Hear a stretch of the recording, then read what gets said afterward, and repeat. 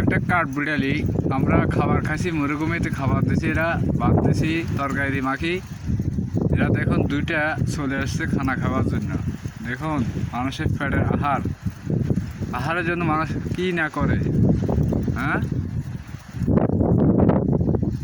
দেখুন এত দাঁড়িয়ে দেখতেছে, এত কোনো শত্রু আসতেছে কিনা।